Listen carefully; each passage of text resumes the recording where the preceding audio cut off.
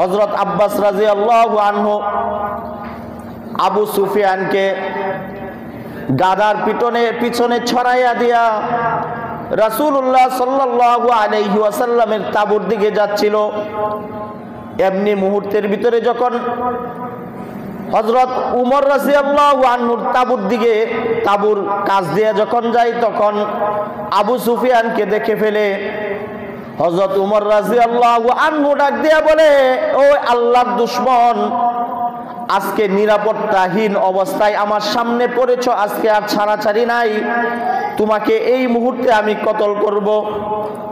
হযরত আব্বাস রাদিয়াল্লাহু আনহু বলেন যে উমর থামো, কারণ আমি তাকে নিরাপত্তা দিব, এই ওয়াদা করে তাকে নিয়ে আসছি। তুমি রাসূলুল্লাহ সাল্লাল্লাহু আলাইহি ওয়াসাল্লাম পর্যন্ত যাওয়ার অনুমতি দাও। হযরত আব্বাস রাদিয়াল্লাহু আনহু দ্রুত গতিতে গাদাটা চড়াইয়া দিয়া দ্রুত গতিতে রাসূলুল্লাহ সাল্লাল্লাহু আলাইহি ওয়াসাল্লামের তাঁবুর ভিতরে ঢুকে যায়। আর পিছন দিক দিয়া হযরত উমর রাদিয়াল্লাহু আনহু দাওয়া করতে থাকে। এই দিক দিয়ে হযরত উমর রাদিয়াল্লাহু আনহু যায় বলে, ইয়া রাসূলুল্লাহ, ইয়া হাবিবাল্লাহ, আজকে আল্লাহর দুশমনকে সামনে পাইছি, আপনি অনুমতি দেন, এই দুশমনকে এইখানে শেষ করতে চাই। রাসূলুল্লাহ সাল্লাল্লাহু আলাইহি ওয়াসাল্লাম বলেন, আগামী কালকে সকালে তিনজনের সাথে কথা বলবো, এই মুহূর্তে তোমরা চলে যাও। হযরত আব্বাস রাদিয়াল্লাহু আনহু হযরত উমর রাদিয়াল্লাহু আনহু আবু সুফিয়ানকে নিয়ে চলে যায়। পরের দিন সকালবেলা রাসূলুল্লাহ সাল্লাল্লাহু আলাইহি ওয়াসাল্লামের কাছে আবু সুফিয়ান উপস্থিত হয়।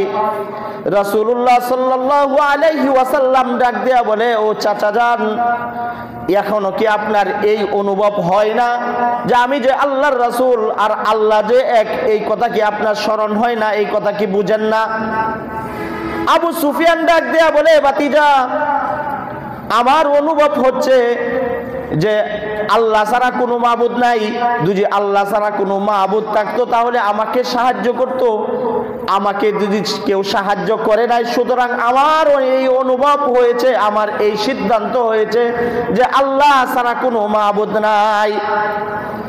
আবু সুফিয়ান ডাক দেয়া বলে, ও ভাতিজা, তবে একটা ব্যাপারে আমার এখনো শঙ্কিত হয়, এখনো আশঙ্কা হয়। তোমার রিসালাতের ব্যাপারে আমার আশঙ্কা হয়, নবী কিনা এই ব্যাপারে আশঙ্কা হয়।